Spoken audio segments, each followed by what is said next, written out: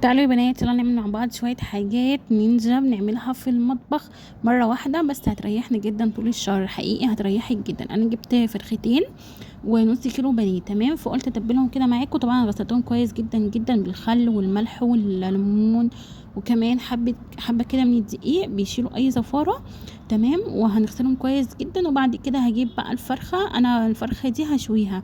انا بجيب الفراخ يا جماعه حوالي كيلو ونص تقريبا، بالكتير قوي يعني 2 إلا ربع، تمام، عشان انا بحب اشويها. فبحب كده اقطعها بقى ايه 8 قطع. هقطع الفرخه دي 8 قطع بالشكل ده، يعني الورك 2 برضو الصدر 2. وهشيل طبعا الرقبة، وهنعملها برضو يعني مش هنرميها. هما كده خلاص، هما هنا بقوا 8 قطع. قطعيهم، او ممكن كمان تخلي بتاع الفراخ اللي بتجيبي منه يقطعها لك براحتك، بس انا حبيت اقطعها معاكم. وبعد كده التتبيله بقى بتاعه الفرخه دي، هنجيب حوالي كده بصله وهنقطعها 4 ارباع في الكبه. وهجيب كمان حبايتين كده من الطماطم، ونص واحدة فلفل احمر. عندك فلفل رومي، عندك فلفل الوان، انا بالنسبه لي فلفل الالوان ارخص، تمام. جبت ضربته في الكبه كل التتبيله دي، وهننزلها بقى على الفراخ بالشكل ده. وهنحط التوابل بقى، معلقه كده من الملح كبيره، ومعلقه كمان من توابل الفراخ، وكمان نص معلقه من الفلفل الاسود، ومعلقه من البابريكا المدخنه، بتديها طعم حلو قوي. ومعلقه كبيره كمان من الزعتر. وكمان هحط معلقه من الخل، بتخلي الفراخ طريه وحلوه قوي. وهحط كمان معلقه من الزيت، بتخلي برضو الفراخ كده لونها بيلمع لما بتشوي، تبقى حلوه قوي. وكمان معلقه من الثوم البودره، ومعلقه من البصل البودره. وحطيت كمان نص معلقه من السكر، تمام. هقلب بقى، همسك كل الفراخ كده مع التتبيله، وهفضل اقلب فيها كويس جدا. وهخلي التتبيله تدخل في كل حته كده في الفراخ، علشان بس ايه الفراخ تمتص كويس جدا التتبيله وتبقى حلوه. بعد كده بقى هجيب كيس كبير، او انت ممكن تشيليها مثلا في علبه او في اي حاجه متوفره عندك. انا كان متوفر عندي حاليا الاكياس، فانا جبت كيس كبير. وهبدا بقى ايه اشيل فيه كده الفرخه بتاعتي. وكمان هشيل التتبيله دي واحطها عليهم، يعني التتبيله اللي بقت معايا هحطها. بعد كده هروح بقى اغسل الطبق، واغسل كمان الكبه، ونشوف بقى ايه اللي بعده. اهم حاجه بس تقفلي كده على الكيس كويس جدا، علشان بس ايه التتبيله ما تقعش من الكيس وتبهدلك الفريزر. بعد كده جبت الكبه بعد ما غسلتها، وهحط بقى بصلتين هنا، حوالي بصلتين وسط كده، هضربهم لوحدهم في الكبه، مش هضرب معاهم اي حاجه تاني. وهجيب بقى البوله بتاعتي، وهنزل كده بالبصلتين اللي انا عملتهم.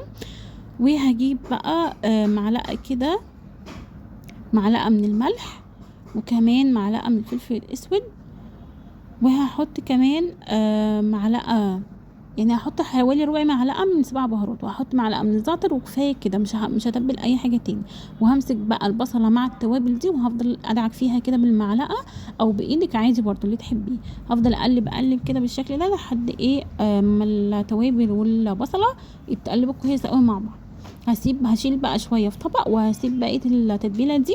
هجيب بقى فرخه سليمه. الفرخه السليمه دي الصراحه انا هسلقها، وعايزه اقول لكم اعملوها بالطريقه دي. لو ما بتحبوش الفراخ البيضه في السلق، لا بصراحه هتديها طعم جميل جدا، وهتعمل معاكم شوربه او مرقه حلوه جدا وطعمها حلو قوي. دخلي بقى التتبيله في الصدر كده بتاع الفرخه، ومن عند الاوراق. وبعد كده بقى ايه هنقفل كده الرجلين بتاعه الفراخ بالشكل دوت، وهربطها كويس جدا. بس كده هجيب برضو كيس كبير واحط فيه الفرخه. وعايزه اقول لكم الحركه دي بجد بتودي طعم الفراخ في حته تانية، بتبقى طعمها حلو قوي قوي، والمرقه كمان بتبقى جميله جدا. بعد كده معايا نص كيلو من البانيه. هتبله برضو من التتبيله اللي انا شلتها دي، وهفضل ادعك كده البانيه بالتتبيله بتاعت البصله والفلفل الاسود والملح والزعتر. هتخلي طعم البانيه تحفه يا جماعه. بعد كده لو عندك زبادي بقى، حطي مثلا علبه صغيره. لو ما عندكيش، انا الصراحه استخدمت ربع مثلا كوبايه من اللبن، بيخلي البانيه بجد طري وطعمه حلو قوي قوي. يا بنات جربوا الطريقه دي، وان شاء الله تعجبكم. عايزه اقول لكم التوضيبات دي هتوفر عليكم وقت كبير جدا ومجهود كبير جدا. عارفه انت تمسكي الكبه مره واحده والبصل مره واحده، وهتتبلي حاجتك كلها، بس هترتاحي بعد كده لما تيجي يعني تطبخي وكده تبقي مرتاحه جدا. هنا بقى حطيت برضو البانيه في الطبق. وهحط برضو، هغلفه كده بكيس وهغلفه كويس جدا. وهشيل بقى كل الفراخ كده. الحاجات دي عندي جاهزة، يعني هتريحني بصراحة، وهتكون جاهزة يعني هطبخ على طول، يعني مش هحتاج اي حاجة. هلمع بقى هنا كده الرخامة مكان ما احنا ما خلصنا. وبكده اكون خلصت معاكم الفيديو. لو عجبكم الفيديو متنسوش لايك وشير، وقولوا لي رأيكم في التعليقات لو عجبكم الفيديو واستفدتوا منه. كان معاكم اسماء جمال، مع السلامة.